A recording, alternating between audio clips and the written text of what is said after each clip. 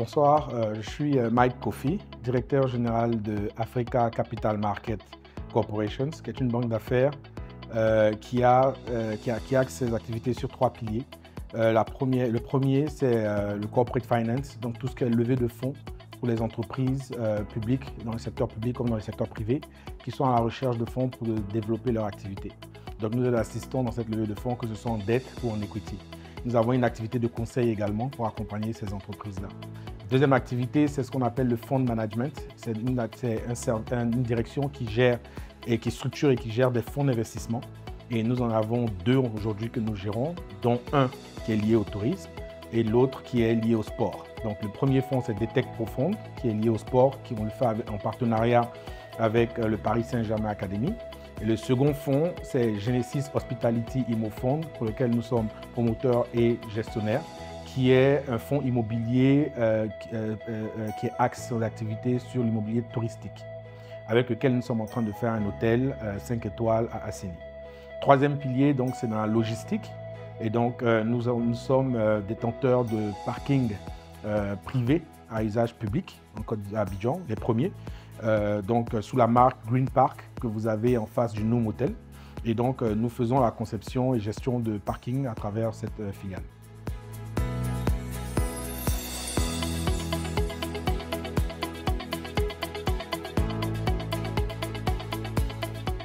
Alors, le CITA est un événement important pour nous parce qu'il a un impact sur le développement du tourisme en Côte d'Ivoire, en Afrique de l'Ouest et plus précisément en Côte d'Ivoire, puisque c'est la deuxième année consécutive où ça se fait en Côte d'Ivoire, où nous avons participé.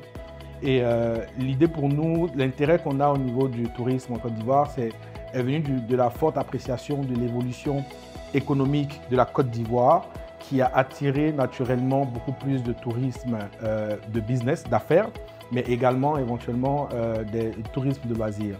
Et donc, comme je disais tout à l'heure, nous avons développé un fonds d'investissement qui s'appelle Genesis Hospitality Immo Fund, qui a pour vocation à faire un hôtel resort à Assini.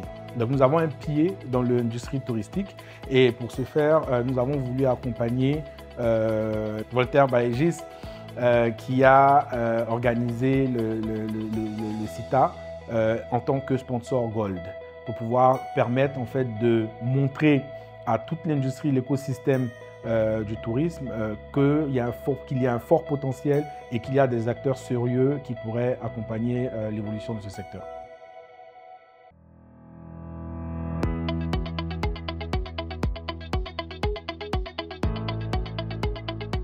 Alors, c'est exactement ce qui est important pour moi généralement dans des conférences. Ce n'est pas juste de venir écouter et de repartir en se disant « bon, on a entendu, on sait ce qu'on aurait pu faire ». Et lors de la conférence l'année dernière, nous avons rencontré effectivement Vatel, qui s'est présenté comme étant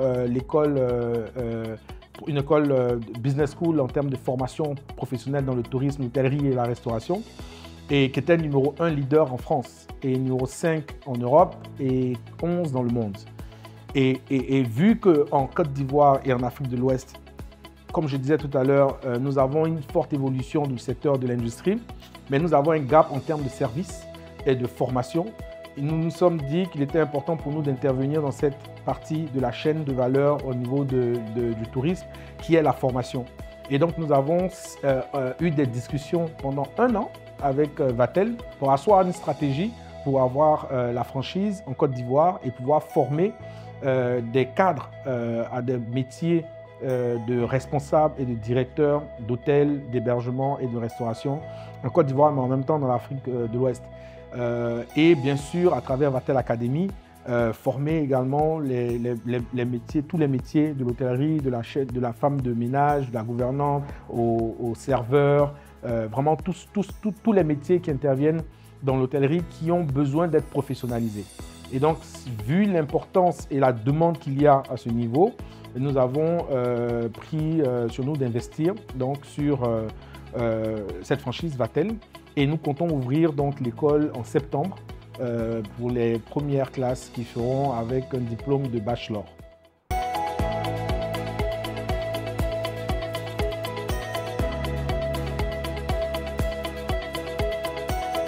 Alors moi, je suis très positif. vous voyez que la région a une croissance économique qu'aujourd'hui on peut dire durable. Ça fait plus d'une décennie qu'on a un taux de croissance supérieur à 5-6% dans la région, ce qui favorise naturellement un tourisme qui se développe puisqu'il y a beaucoup plus d'infrastructures dans les différents pays.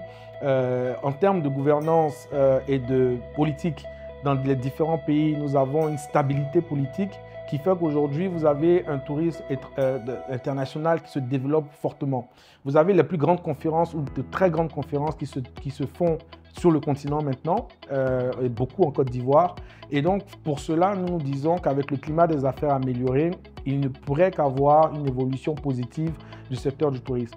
Maintenant, c'est à nous, acteurs, secteur privé, de pouvoir en fait contribuer à l'émancipation de l'évolution du secteur du tourisme dans notre pays et dans la région, en faisant ce que nous avons fait, donc permettre une formation adéquate aux acteurs, mais également en favorisant le financement des infrastructures, avoir des financements plus adaptés pour pouvoir créer des hôtels de marque internationale et de renom, pour pouvoir attirer beaucoup plus de touristes. Après, nous avons aussi pour vocation de travailler avec le ministère du Tourisme pour développer tout ce qui est tourisme culturel. Et donc, voir comment est-ce que nous pourrons agir dans ce sens pour pouvoir en fait avoir pas seulement le tourisme d'affaires et de loisirs, mais le tourisme également culturel pour que des gens puissent venir visiter les merveilles que nous avons en fait dans ces pays d'Afrique, de l'Ouest en tout cas, mais qui sont très peu connus du monde.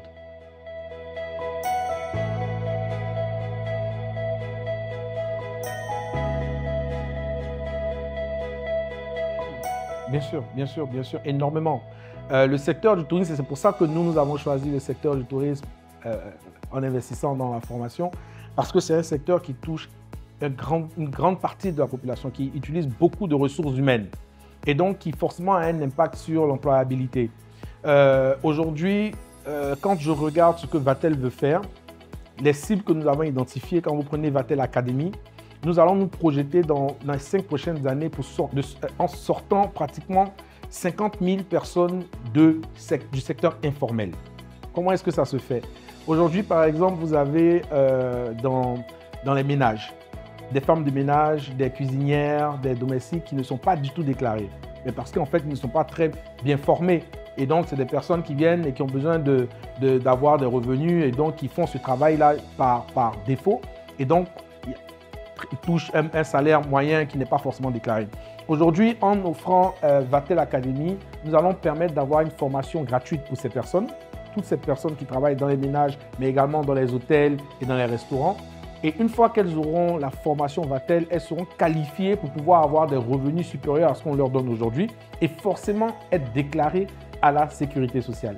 Qu'est-ce que cela implique? Vous allez sortir 50 000 personnes du secteur informel qui vont commencer à cotiser pour la sécurité sociale. Donc, augmenter la base de cotisation de la sécurité sociale Côte d'Ivoire, quand on sait que les sécurités sociales, les fonds de pension sont ceux-là même qui injectent de l'argent dans l'économie locale à travers les différents emprunts que fait les États.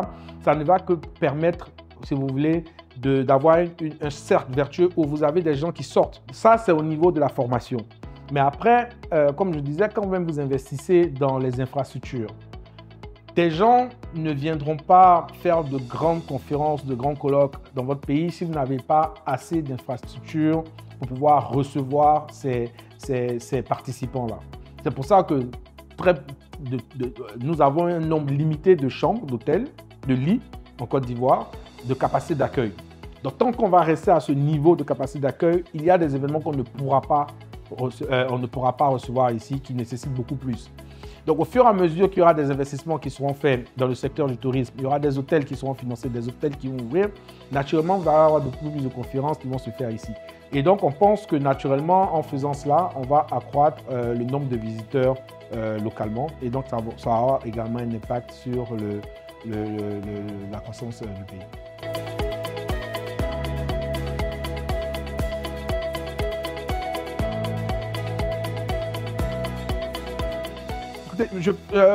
Bilan positif, hein, très positif. Voilà une conférence qui a permis de mettre deux acteurs en relation et qui se solde à travers une autre édition par une signature. C'est déjà un plus. Et on ne parle pas d'un fait anodin, c'est quand même une université de renom, numéro 1 en France et numéro 5 en Europe, qui va s'installer en Côte d'Ivoire. Donc, CITA a permis cela. Donc déjà, ne serait-ce que ça, on peut dire que c'est déjà quelque chose de positif. Deuxièmement, on s'est rendu compte lors des différents panels qu'il y a beaucoup plus d'intérêt du secteur privé à s'investir dans le tourisme à travers des projets d'infrastructures, des projets d'hôtels ou d'éco-lodges ou pas mal de projets qui ont été présentés qui permettent de croire que de plus en plus il y a des personnes qui voient le volet positif de l'industrie et la possibilité d'en faire en fait des affaires, des opportunités de carrière pour d'autres. Et donc ça nous a permis de nous rendre compte que nous avons bien misé sur le centre de formation parce qu'une fois que toutes ces infrastructures sont constituées et sont faites, elles ont besoin de ressources humaines naturellement pour pouvoir les gérer. Je pense que nous sommes très bien positionnés. Mot de fin, ce que je pourrais dire, et je pense que nous avons longuement échangé avec CITA, c'est de continuer à rassembler les acteurs, que ce soit les promoteurs, les opérateurs, les constructeurs, voilà, le secteur privé et surtout également le secteur public qui devrait accompagner le secteur privé. Et ce que je dirais et ce que j'avais préconisé également, c'est qu'il y ait un livre blanc.